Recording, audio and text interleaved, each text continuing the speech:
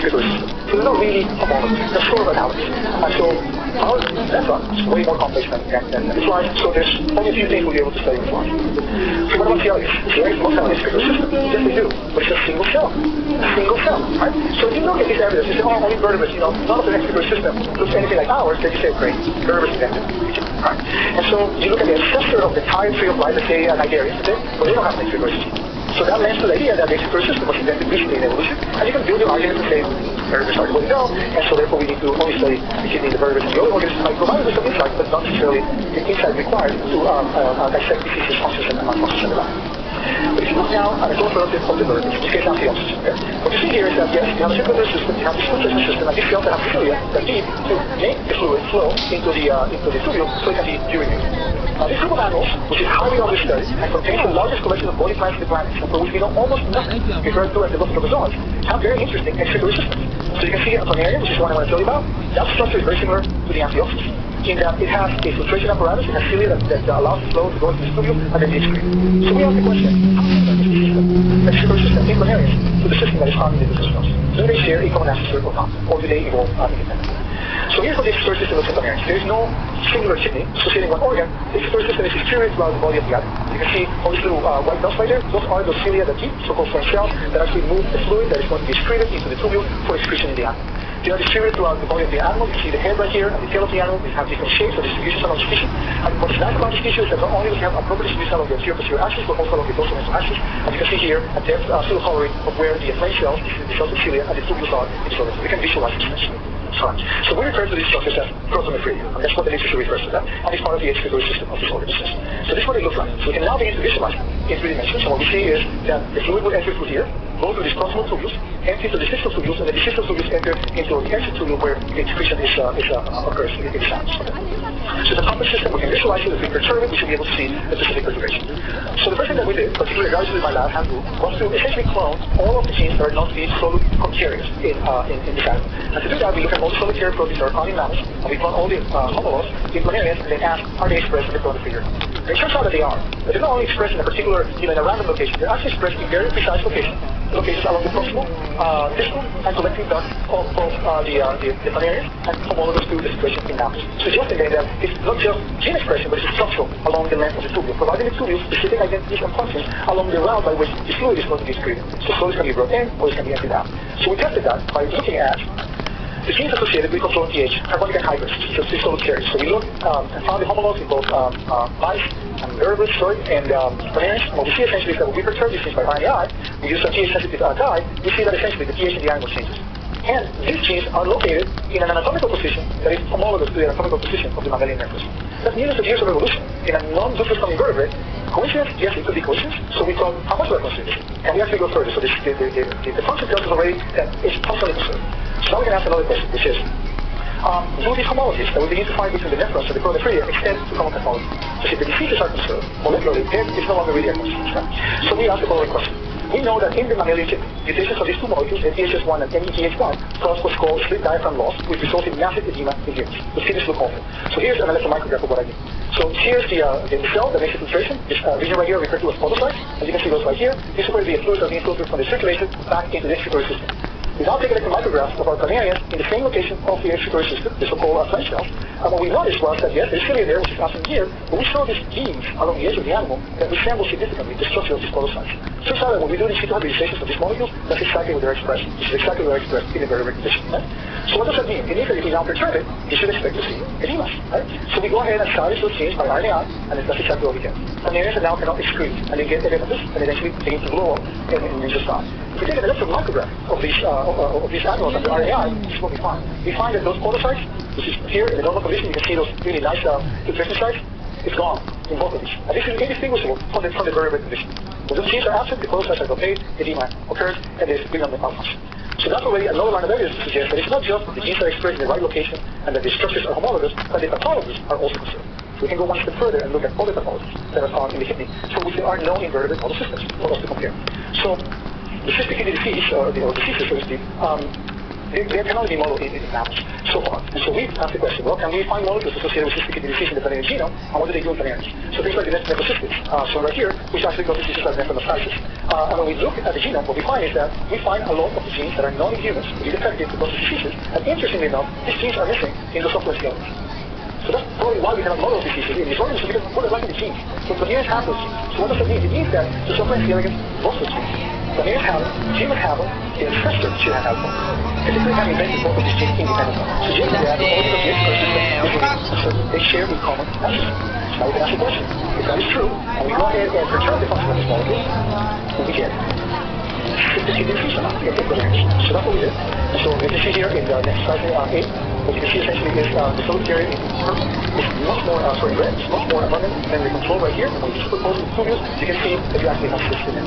This is very similar to the situation that you see now. You can now reconstruct this whole image three-dimensionally, and you can now clearly see where the cysts are along the chromophobia of this organism. Suggesting then that it's not just that the molecules are shared, also the pathology is shared. We can take this even further and ask the question that is associated with cystic kidney disease, which is that the kidney somehow senses the rate of flow. And when that is perturbed, that also causes cystic kidney disease in humans. So now we ask the question, if we perturb flow in Bavarians, in the chromophobia, will we get cystic kidney like disease in Bavarians for now? So we do that. So we look at the cilia, use the control, the cilia are getting just fine. We get rid of a molecule that's associated with the proteolar motility. And you can see that the cilia are not giving normally. So this will actually affect the flow rate of the organism. And you can look at the other molecule that's involved in injecting the cilia, RC50, and there's no movement to it. And when we do that, just by perturbing the flow, by targeting this molecule, the RNAi, we actually were able to produce cysts or cyst-like structures in Bavarians. So it's not just the genes, but it's also the function, the sensing of the flow. Suggesting then that this is way too much information, and that in fact, the ancestry to the vertebrate kidney was shared by both the chromosomes and the leukocytes. That then provides us with a known system for what we do gene discovery. We don't know why sensing of flow malfunction results in cyst in mouse. We just don't know why that is. It's difficult to do this expression now for various reasons. But if you have a model that actually shares structurally, it shares genes, and it shares malfunctions, that is as good a model as you're possibly going to get to be able to do gene discovery and try to identify the root cause of some of these diseases that are occurring in mouse. So we think that it's not just the function and structural conservation, but also the fact that you can get cystic tubules by just perturbing flow.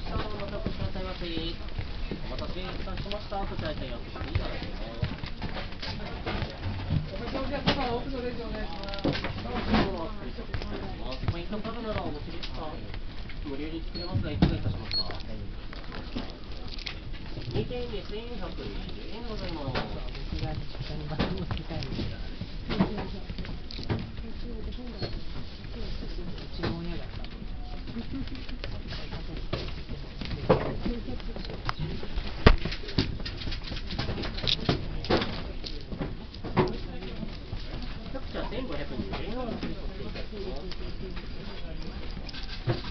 400円のお買いとレシートのお渡しでございます。お売りいただきの品物ございましたら、当店に買い替えていただきます。ありがとうございました。またお越しくださいませ。お待たせいたしました。お品物をお二人させていただきます。ポイントカードお持ちですか？ないです。それをご利用されますか？お願いします。しました。1,150円です。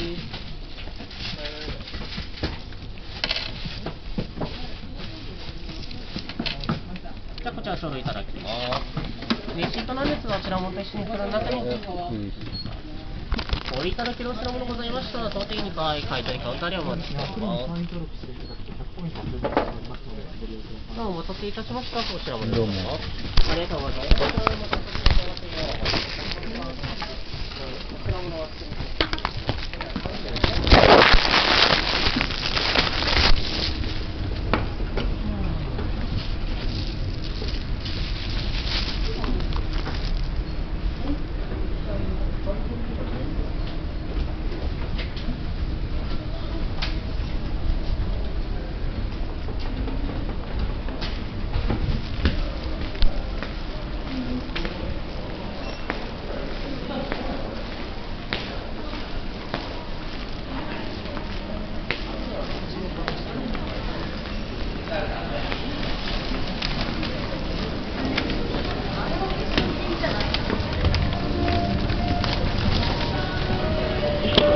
even if there were a hypothetical cell surface receptor with a different receptor for oxygen, it wouldn't know which cell the oxygen is coming from and which cell it's going to. But you can't form a gradient of associative existence in a small molecule that diffuses as rapidly as does oxygen. Can oxygen induce a different diffusible substance that diffuses more slowly? That's a possibility. Can oxygen activate a gene that makes the cell surface ligand that sticks out of one cell that's perceived by receptors to stick out of the neighboring cell, like emperors in mammalian cells. In fact, I mean, that's a possibility. But there's one other possibility that we had to consider. It's a little bit of a radical possibility, which is that oxygen causes cell expansion, as we discussed in the earlier parts, and as a result of that, it creates physical forces within the tissue that must affect neighboring cells. Let's think a little bit about what could be going on here. Here's a view, one of our time lapses will be showing the nuclei of shoot apical meristem cells staying with a fluorescent probe over a short time course of some hours, and we can see the nuclei where cells divide, they pop into two nuclei, and if we use our computer image processing methods to find the center of each nucleus, we can put a picture like this. And we can exclude the nuclei of cells that divide, and so we're using all the other nuclei as Klein-Dussel points for positions in the tissue. And so what we're seeing here is the effects of both the expansion of cells in the meristem and division of cells as they force the nuclei of undivided cells farther and farther apart. And if we analyze this computer representation with another stage of image processing, we can make a heat map of the expanding regions in the shoot apical meristem so that the regions where the nuclei are moving apart from each other more rapidly are orange and more slowly are blue. And we can make that in three dimensions. And what we see with these rectangles representing the principal directions of growth, and the heat map that colors orange the most rapidly expanding cells and blue the cells that are expanding less rapidly. And what we see is the orange pattern fits exactly the pattern of auxin that we saw in our earlier auxin reporter slide in the previous talk. So that each place in the meristem where auxin is at higher concentration, the tissue is growing more rapidly, and at the places where auxin is at lower concentration, those places that won't soon be making a new flower primordium, the tissue is growing more slowly. And in fact, the time course of this image is such that very few of the cells divided. So what we're really seeing here is a direct effect of auxin, causing the cells to expand in the positions that later will be occupied by the primordia of new flowers. So we know that the positions where new flowers are about to form, and those cells that are high in auxin, are pressing on their neighbors. And think about a plant tissue. It's quite solid. High trigger pressure, as we discussed in the last part, restrained by a cell wall, and it makes the tissue like a carrot. You crack it, and you hear that crack, that's the explosive decompression of cells relieving the trigger pressure. They're pressing on each other like bricks in a brick wall pressing each other. And imagine what would happen in a brick wall if one of the bricks started to expand and the others didn't. There'd be huge stresses in the surrounding bricks, and they would crack and they would fall out of the wall. So why doesn't that happen in this case? You have the same degree of expansion, something that's very tight, and it's because the cells have, in some way, to respond to the stress. Now, why would we consider that stress to be a signal of auxin concentration? It could be perceived by the neighboring cells. The model would be that as a cell expands, it stresses the common wall it has with the neighbor, and the plasma membrane of that neighboring cell then gets loaded with more pin 1, which causes the auxin to be directed towards the high auxin cell. So the cell has to be able to sense the stress of the common wall and then add more pin 1 to its plasma membrane, which is done by exocytosis. We know how the pin 1 gets there. So that would be our model. Does this make any sense in terms of what we know about plants? Well, yes it does, and it explains some earlier experiments, if true, that otherwise seem quite puzzling.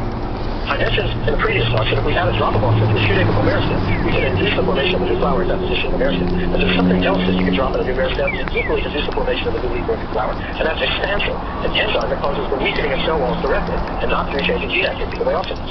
And Fleming and collaborators over a year starting in 1997 did a series of experiments where they showed that expansion actually does auxin. But all the expansion is doing is weakening the cell walls and letting the cells expand. And somehow this triggers the flower development just as well as auxin does with all of its subsequent changes in gene activity. Similarly, pentamethylesterase, which is an enzyme that affects cell wall stiffness, changes the phylotactic pattern that is put on top of the shoot apical meristem. And so the target of auxin in inducing a new flower seems as likely to be the cell wall as to be the gene regulatory change that auxin causes in an individual cell, so that we know that the cell wall is signaling somehow to the cells in the shoot apical meristem. Could it be that this signal is the one to which cells are responding so that they partition their pin-1 in the plasma membrane?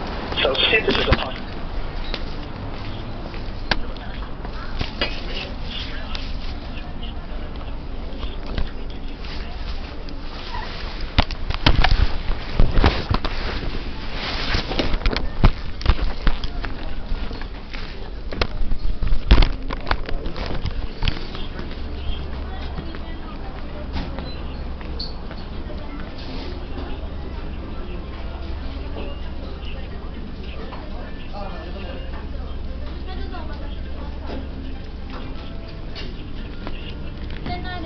コーラ S。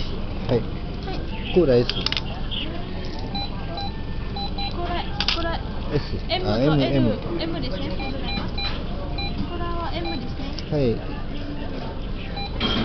円になります。はい。チュロいただきます。ありがとうございます。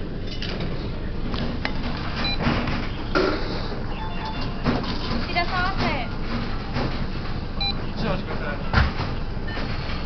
クレジットのおかけです。お待ちください。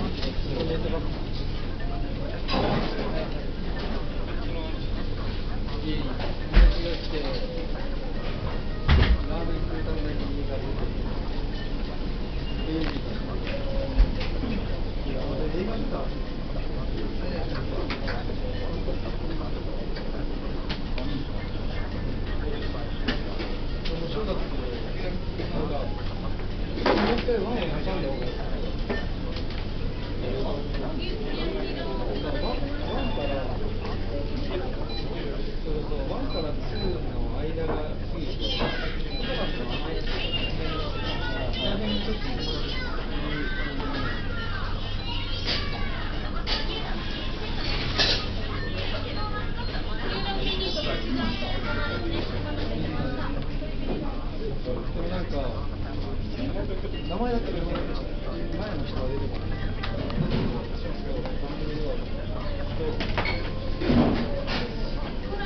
10の方がかっけえな。